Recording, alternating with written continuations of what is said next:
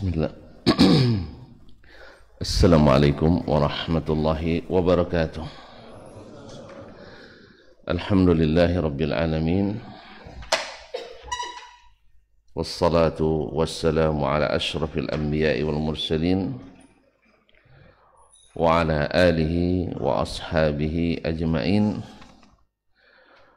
wattabi'in wa ashabihi al-ghurril mayamin wattabi'ina lahum bi ihsanin ila yaumiddin, amma ba'du.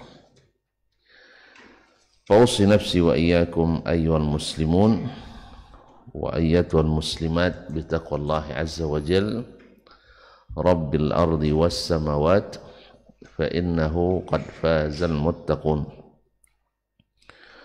Ya ayyuhalladzina amanu taqullaha haqqa tuqatih wa la tamutunna illa wa antum muslimun.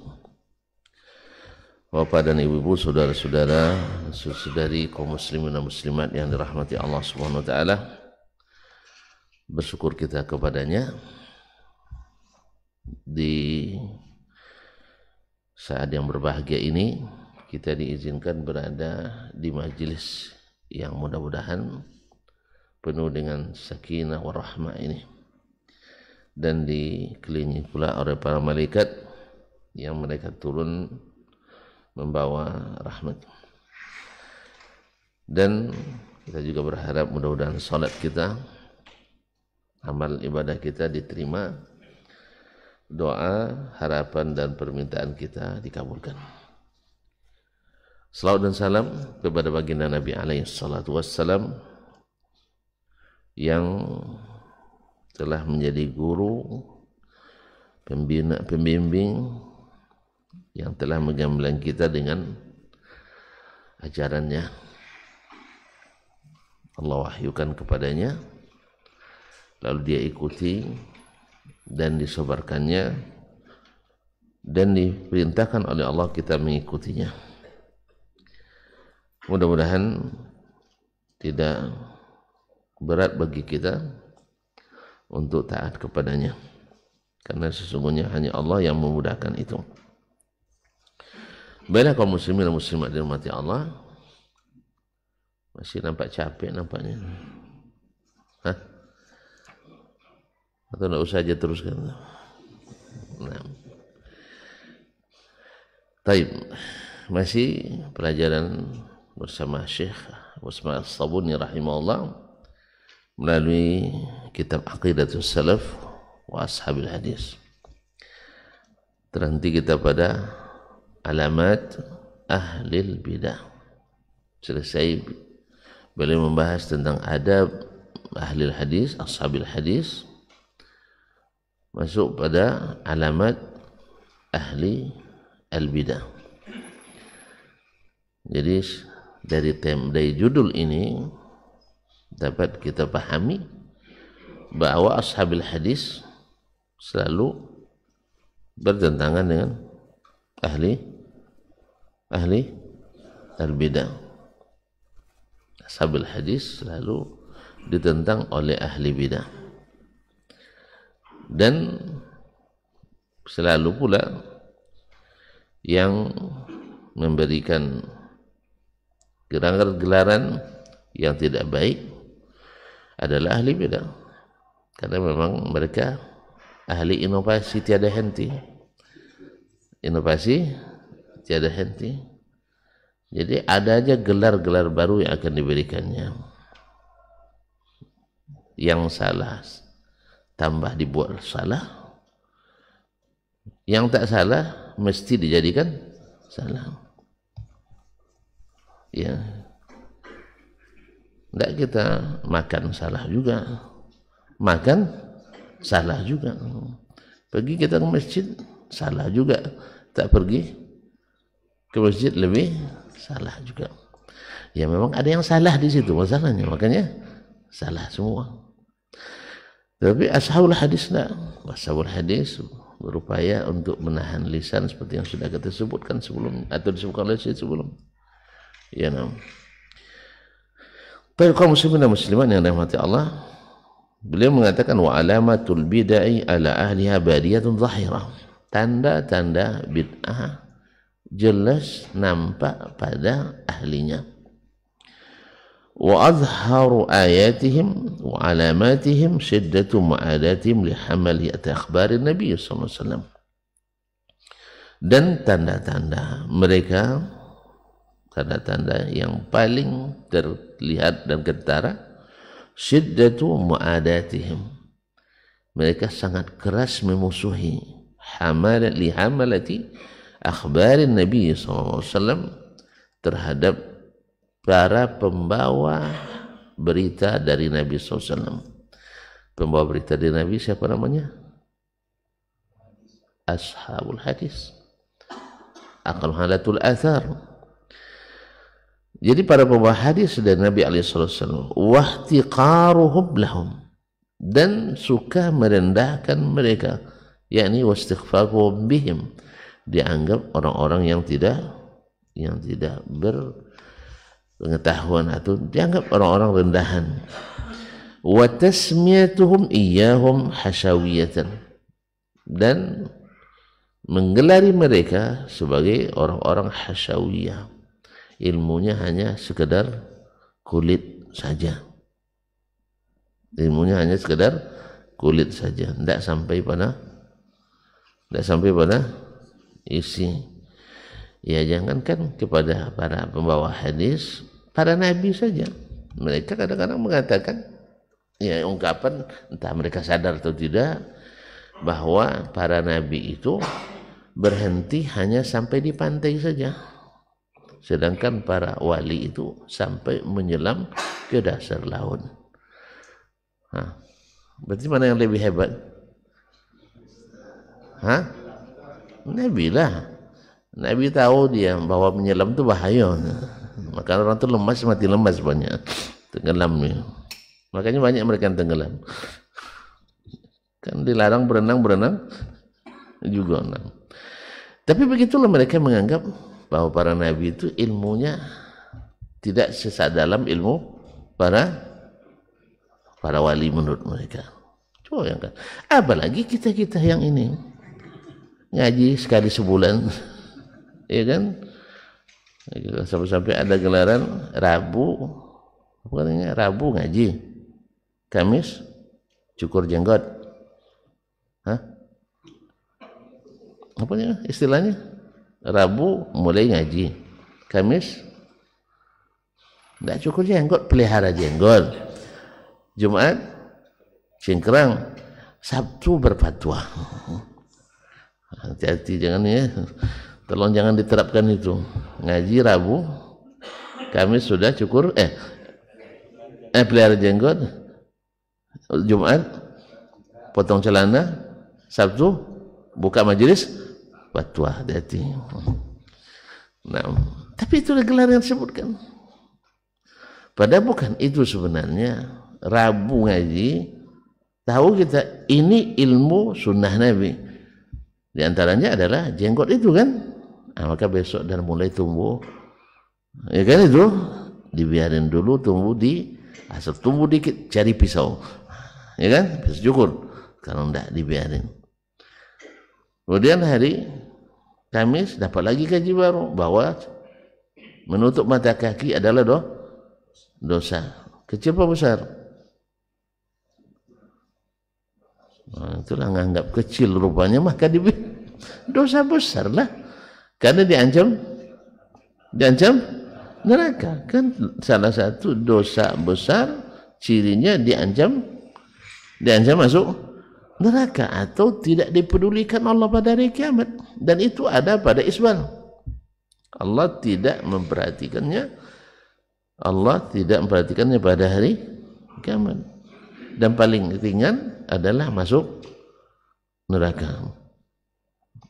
Soalnya, walaupun sebagian mengatakan bersyarat, SKB, syarat ketentuan berlaku. Bila sombong baru dosa, kalau tidak sombong tidak berdosa. Ini pembahasannya di bab fikih. Yang penting ini yang sebenarnya terjadi. Nah, besok Sabtu nampak kawan, apa yang gue dicukurinya, dianggap itu fatwa padahal berdakwah. Padahal berdakwah. Tapi yang namanya orang benci, orang tak suka, tadilah makan salah, tak makan salah. Suruhnya kita duduk salah juga. Habis suruh lagi berdiri salah lagi. Itu ngapa aja? Pokoknya mati aja lah.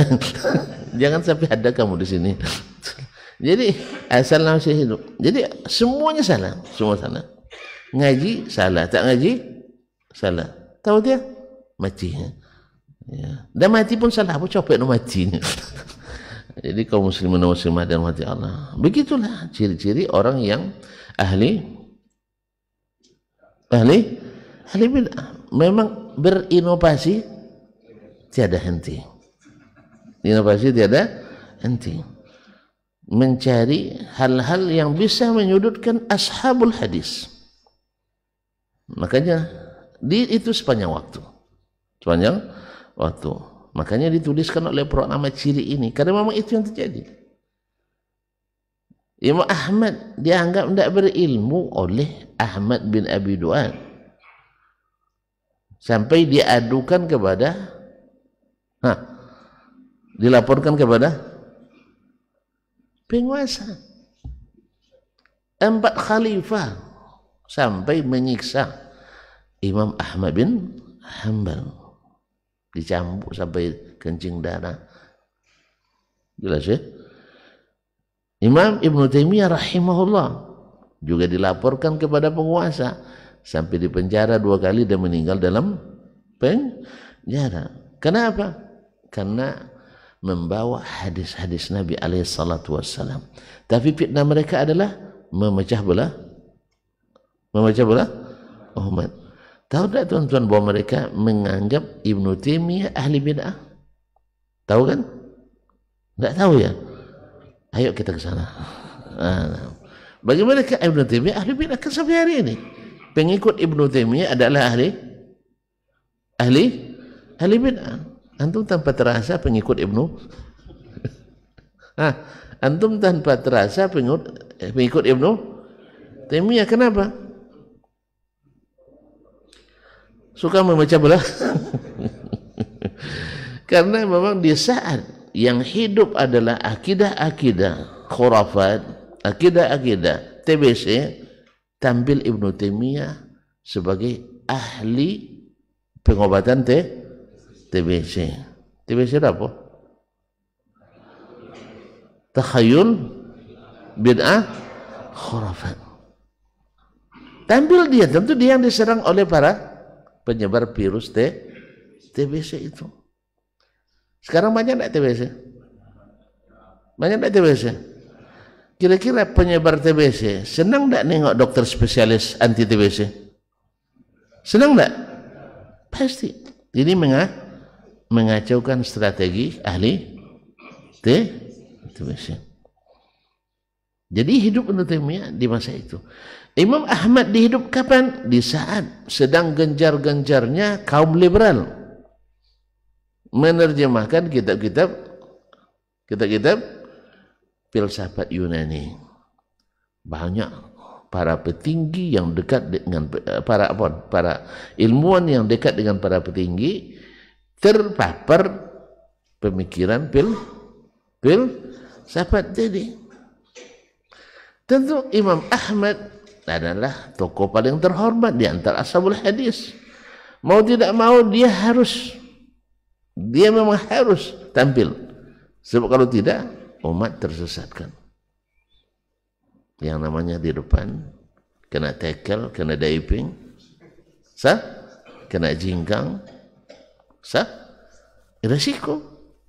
Mana yang lebih sering kena tackle, striker apa back? Iya, sekali-kali kiper kan. Itu. Jadi kalau muslimin dan muslimat resiko mau. Yang maju ke depan memang harus berhadapan.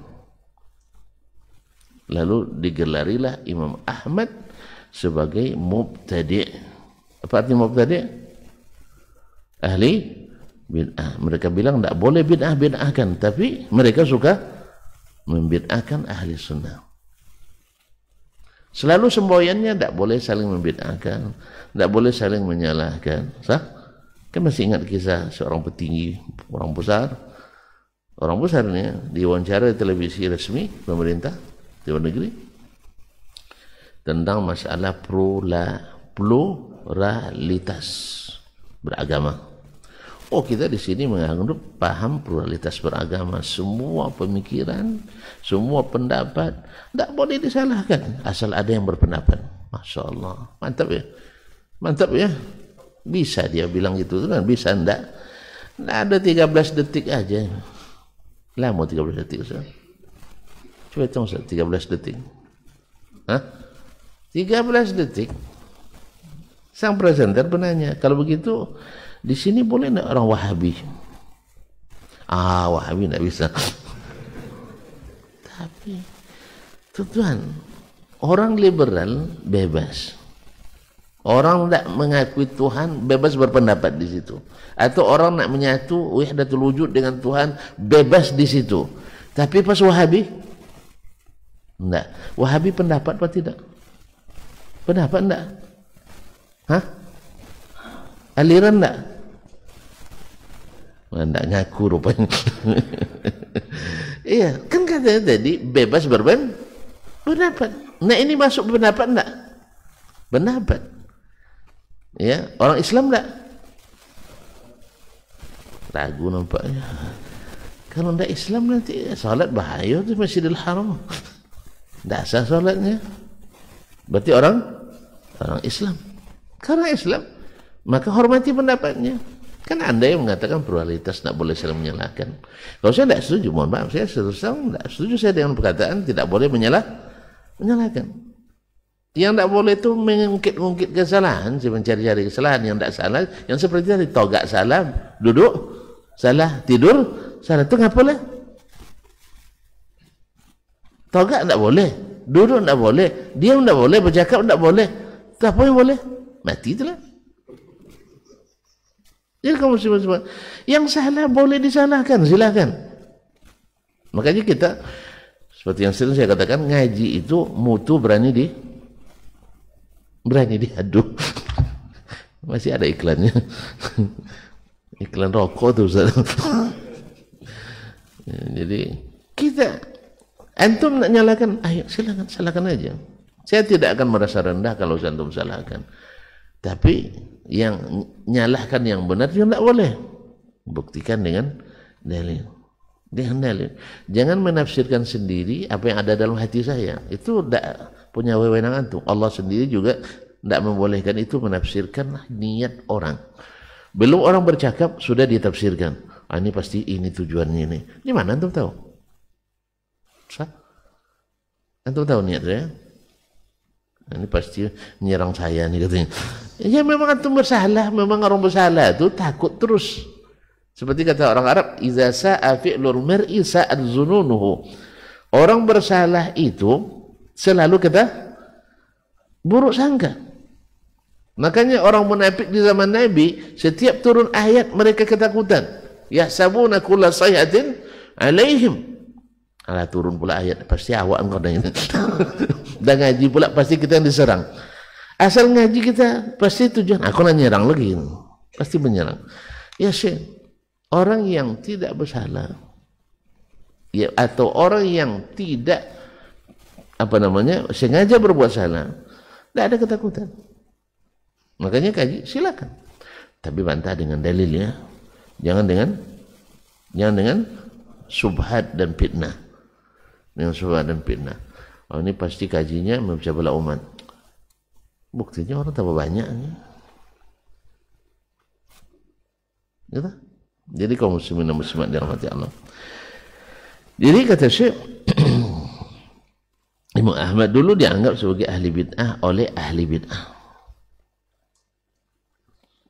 Ahli bid'ah membid'ahkan ahli sunnah. Ahli sunnah. Tapi sesama ahli bid'ah tak boleh saling. Sesama ahli sunnah tentu tidak mungkin saling membid'ahkan. Sesama ahli bid'ah tidak juga boleh saling membid'ah. Pasti yang dibid'ahkan ahli sunnah membid'ahkan ahli bid'ah, atau ahli bid'ah membid'ahkan ahli sunnah. Dan itu terjadi. Tadi saya katakan, Imam Syafi'i kalau hidup hari ini, wih, pasti dianggap Wahabi itu. Iya. Ayo kalau tidak percaya berani hidupkan kembali arwahnya. Katanya bisa manggil arwah. Kita kan itu punya ilmu memanggil arwah. Kan baca selawat tertentu bisa manggil arwah. Nah, coba panggil Imam Syafi'i, tanya langsung. Tanya langsung, kita buktikan. Pak Imam, ini kami berselisih pendapat nih, kata Ustaz Dasman, Imam anti ilmu kalam. Menurut kami, Imam adalah ahli kalam, sama akidahnya dengan kami. Mana yang waktunya? Kan itu. Kalau perlu kumpul seluruh kita di lapangan besar, ya kan? Hari penentuan pendapat Imam Syafi'i. Katanya bisa menghadirkan arwah. Kalau kita enggak. Kita hanya tahu pendapat seseorang dari apa yang dia ajarkan kepada muridnya dan apa yang dia tuliskan dalam kitabnya. Dan ingat, pada umumnya orang menulis bahasa zahir, bukan bahasa batin. Jadi tulis lain pula paham, tidak ada, jarang tulis, kecuali ada dalil dan karina yang kuat. Iya nak? Antum bercakap di rumah pakai bahasa ta'wil atau bahasa zahir semuanya? Hah? Zahir. Ke sini ya memang ke sini, ke sana memang ke sana. Duduk ya duduk, tegak ya tegak. Sah? Mati? Jangan dulu. Baik, wa tad'iyahum hasyawiyatan wa jahalatan. Disebut hasyawiyah, orang yang tahu kulitnya saja, wa jahalatan, orang jahil. Dibilang bodoh, tidak menggunakan otak, kan biasa kan? Saya kita dengar. Saya tidak pernah dengar ya, alhamdulillah. Ya kalau tidak pernah dengar itu namanya afiyah. Antum kalau sempat tidak pernah dengar orang memburukkan diri antum, syukur sama Allah. Sah? Ini kalau kita dibilang orang tidak baik, panas kepala kan? Panas tak telinga? Syekh, dibilang sama orang bongak misalnya, panas tak telinga? Panas tak? Nah, jadi kalau antum tidak pernah kalimat itu, tidak pernah antum dengar, bersyukur sama Allah, antum fi afiyah. Sah? Tidak sah? Dibilang orang gila, mau? Tidak kan? Dibilang tidak berotak, mau? Enggak kita. Nah, tapi kalau kita tidak pernah dibilang orang kayak gitu, atau tidak pernah mendengar orang bilangin itu, santai hidup. Makanya antum kalau mau tidur jangan buka Facebook. Ya, jangan buka Facebook. Kalau bisa tidak usah Facebook, buka Facebook selamanya. Kecuali yang tugas-tugas kita. Hanya apa pun tidak buka Facebook. Buat laporan kerja harus melalui. Nah itu. Diminta berapa Facebook yang anda turunkan. Ya, harus di media massa kan, itu masalahnya. Ya, kalau itu berhenti kita jadi pengajar. Nah, apalagi berdagang online, terpaksa main Facebook terus. Nah, Allah musta'an. Kalau tidak sabar, kalau bikin mata tidak mau tidur, jangan buka Facebook, jelas. Kalau saya tidak ada pengaruh. Yang tidak ada pengaruh, insyaallah.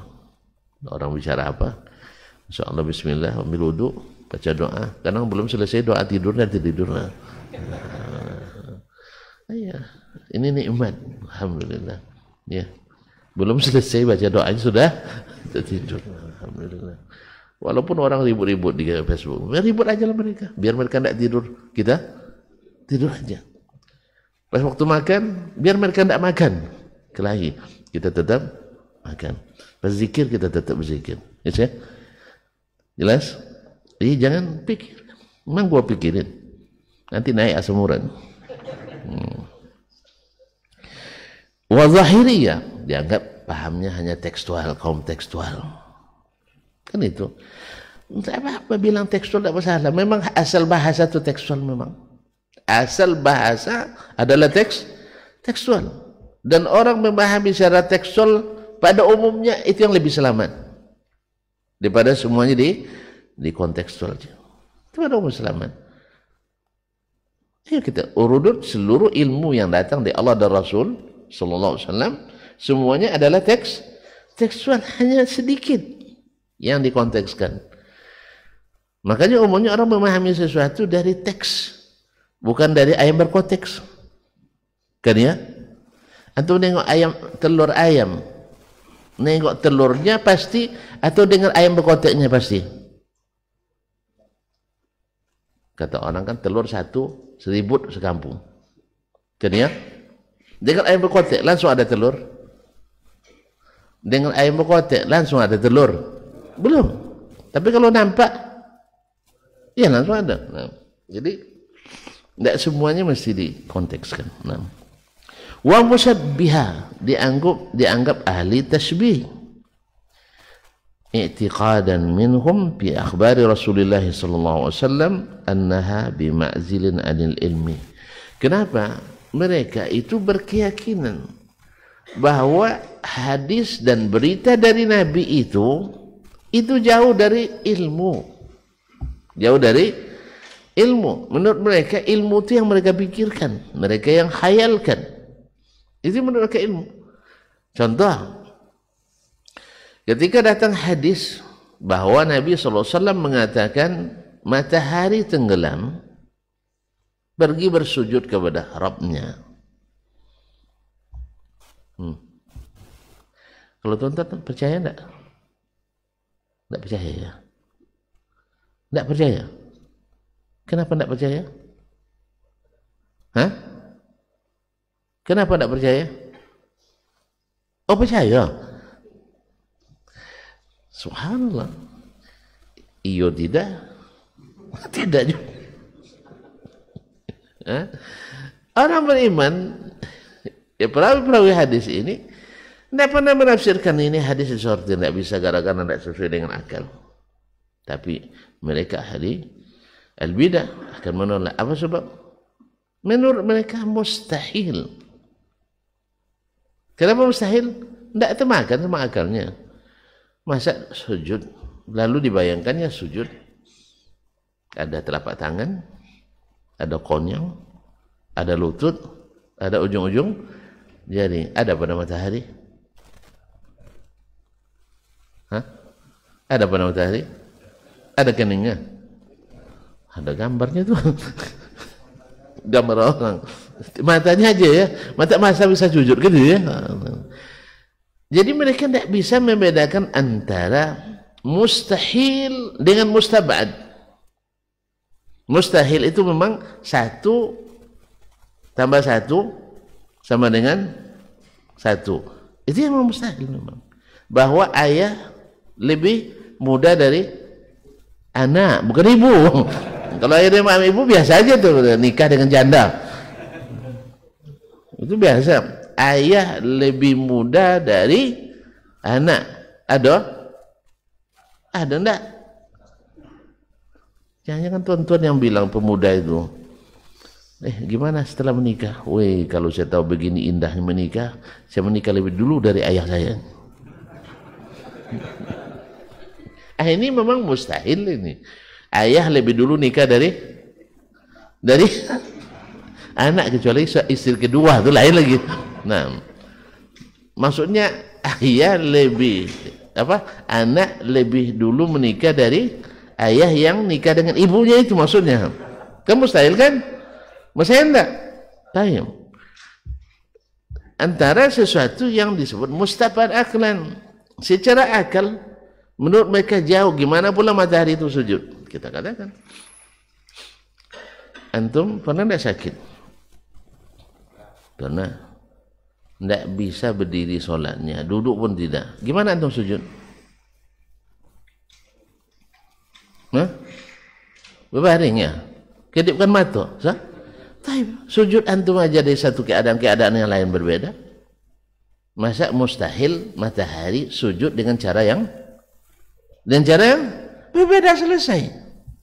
Karena kalimatnya Nabi bilang sujud kepada Rabbnya. Gimana sujudnya? Allah yang tahu. Antum kalau sudah mati tenggelam, matahari tenggelam kan mau tidur antum kan? Iya enggak? Tuh habis itu orang tidur masih ngurus bola matahari sujud. Jadi oleh sebab itu kaum muslimin ini tidak masuk mustahil aklan, tapi mustabad iya. Mustabad itu artinya jarang diketahui oleh akal. Gimana pula caranya? Tidak tahu antum. Tapi terjadi. Sama dengan sujud malaikat kepada Adam. Orang mengatakan ini mustahil. Tidak mustahil. Apa sebab? Ini perintah Allah. Perintah Allah. Jelas ya? Kalau Allah yang suruh, dia tidak syirik. Tapi kalau Allah larang, jadi syirik.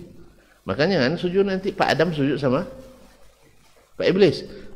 Pak Iblis sujud sama Pak, misalnya Pak ada kan ada nama orang Adam sekarang kan, Pak Adam kan, salah saya, bukan Nabi Adam maksud saya, Pak Adam. Lalu di situ ada Pak Iblis. Jangan suruh Pak Iblis sujud sama Pak Adam. Kenapa enggak? Bukan perintah Allah. Nabi Ibrahim sallallahu alaihi wasallam disuruh menyembelih Nabi Ismail anaknya. Syekh, antum kalau mimpi mau tidak melakukannya? Ustaz jawablah. Mau tidak? Senang marah pula sama saya. Sempat mimpi disuruh nyembelih anak, mau nggak? Kenapa? Karena kita bukan Nabi. Nabi dapat wahyu, kalau kita dapat wangsit. Tidak bisa, tidak boleh kita. Nah, membunuh anak kan dosa, iya. Tapi kalau perintah Allah, kalau asalnya membunuh anak dosa apa pahala?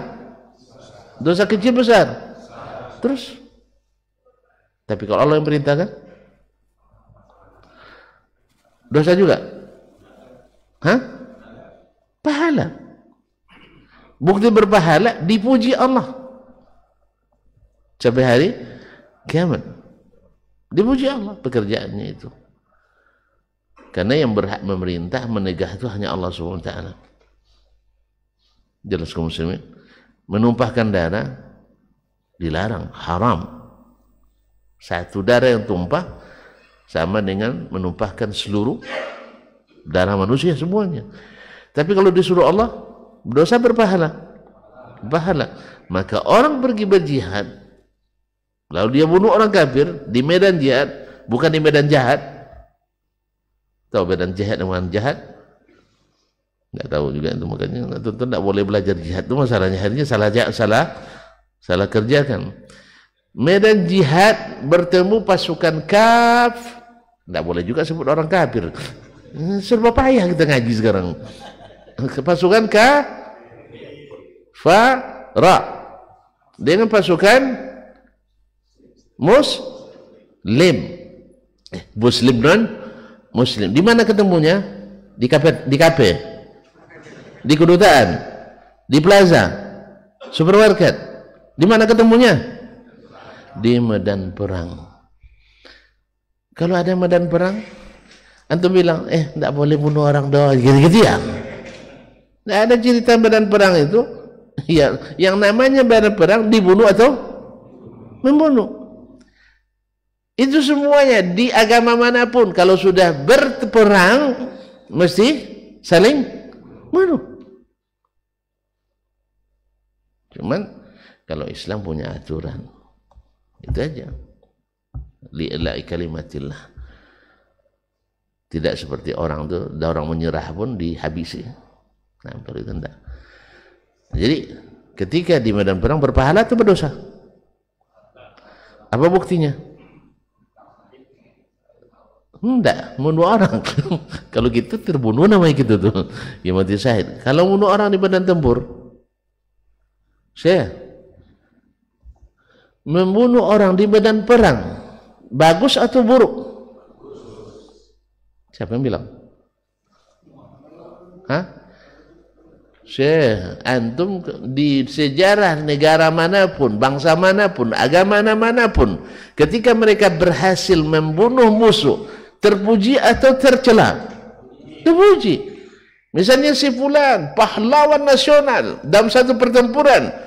Ini kan Indonesia merdeka. Nah, membunuh 70 orang dalam satu pertempuran. Yang satu 7 orang. Mana yang lebih tinggi? Kalau dikasih bintang Mahaputra, mana yang dapat? Yang 70. Dia semua terpuji. Apa sebab? Karena menurutnya itu disyariatkan. Jelas. Jelas saya ulang lagi. Nah, jadi paham tak sih? Nah, diperintahkan Allah itu berpahala. Tapi kalau dilarangnya jadi dosa. Jadi orang itu menuduh ashabul hadis tidak paham karena hanya berpedoman pada hadis. Dia anggap hadis itu jauh dari ilmiah. Dan itu disebutkan oleh mereka. Tidak bisa hadis saja, Quran hadis saja kita beragama tuh ji. Itu belakang kita. Itu yang disampaikan oleh para ahli bid'ah itu. Karena gitu. Makanya selalu yang diserangnya berpikirnya picik. Sah? Berpikirnya sempit. Tidak menggunakan otak. Tidak menggunakan akal dan sejenisnya. Terlalu letterless. Terlalu tekstual. Nah, karena itu perkiraan mereka. Al-Quran dan hadis kalau tidak ditawilkan, kalau tidak dipreteli, tidak digini-gini, dipaling-palingkan maknanya, tidak ilmiah. Tidak ilmiah. Kita hanya letterless. Dan subhanallah, dan memang kesan ini ada pada ashabul hadis. Pada ashabul hadis. Kenapa mereka begitu? Karena Nabi yang bilang alaikum bisunnati. Taraktukum alal bayda lailuha kanariha la yazana illa halik. Nah, dan itu yang diikuti para sahabat sehingga tak satu pun mereka terlibat aliran sesat. Itu terbukti. Mereka tidak mengetahui beragama kecuali Al-Quran dan hadis. Pemikiran, pendapat, hawa mereka jauhi sehingga mereka menjadi generasi as-salafu as-salih yang selamat semuanya tanpa kecuali.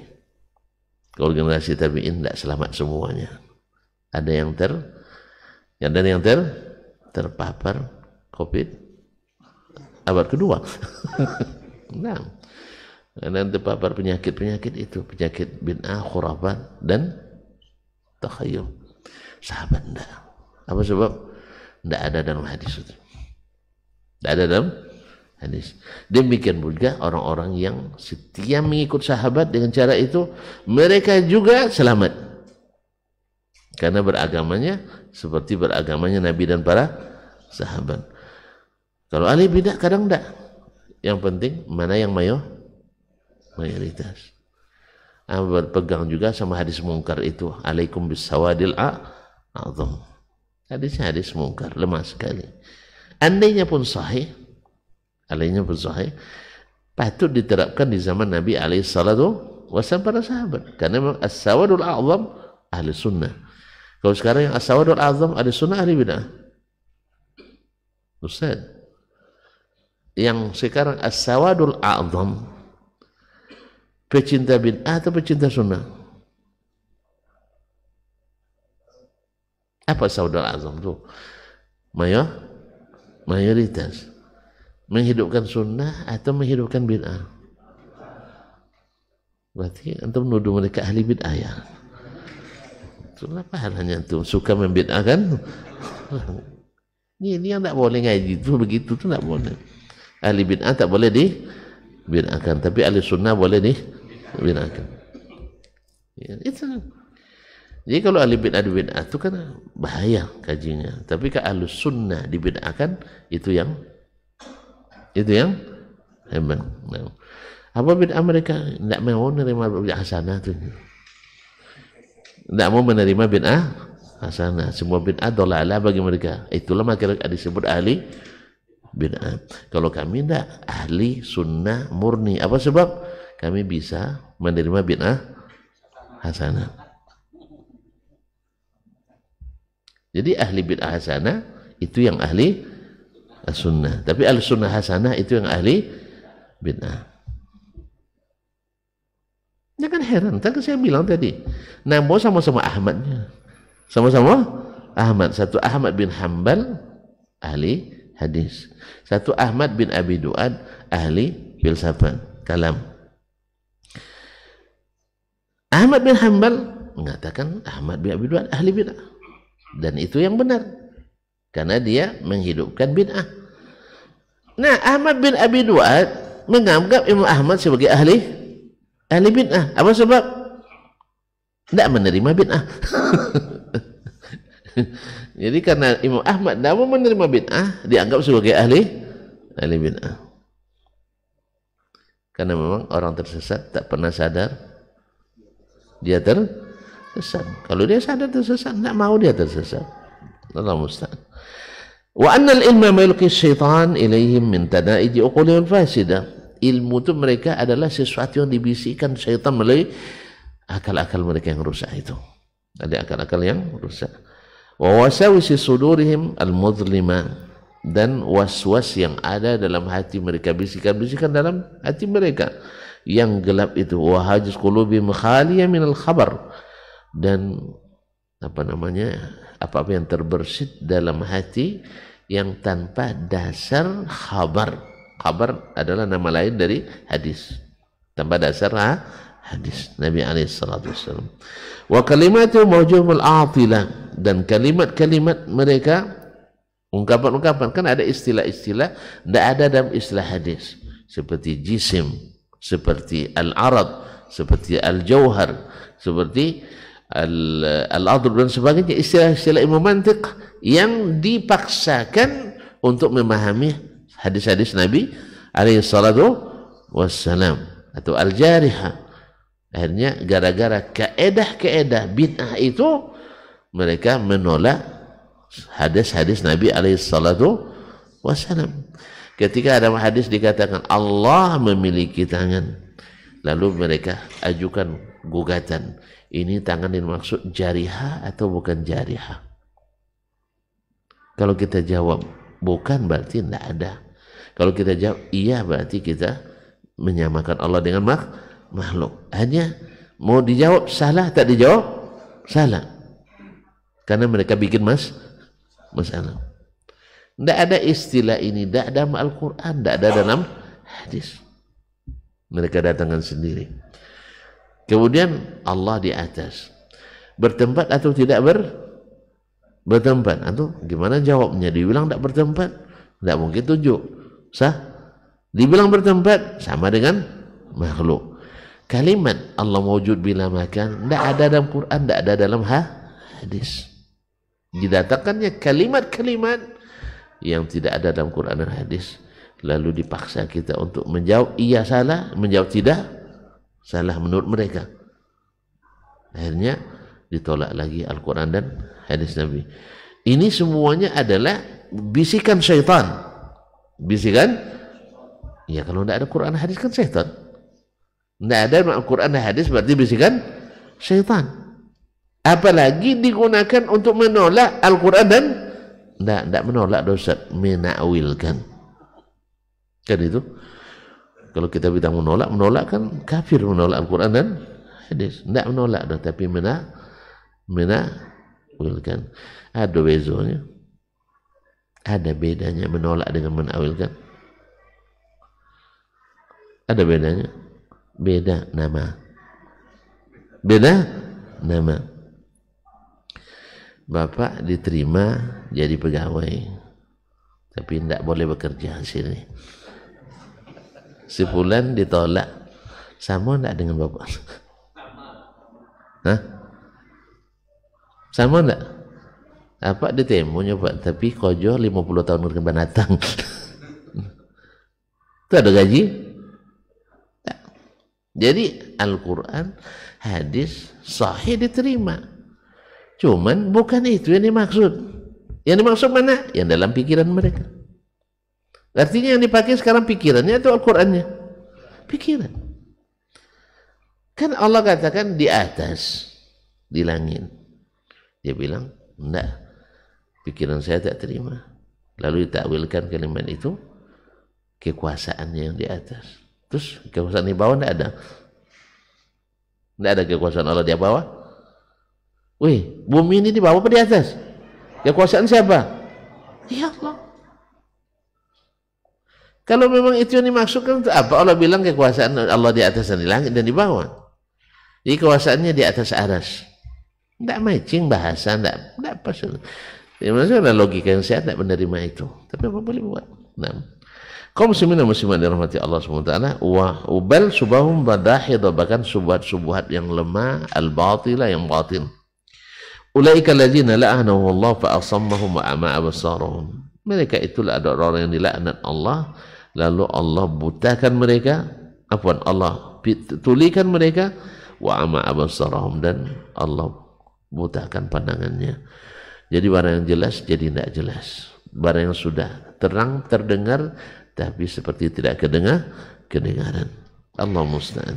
Sedangkan orang-orang beriman tidak. Sami'na wa ata'na, sami'na wa amanna. Karena bahasa Arab itu, Al-Quran itu turun dengan bahasa Arab yang dipakai sehari-hari oleh orang Arab. Tidak beda.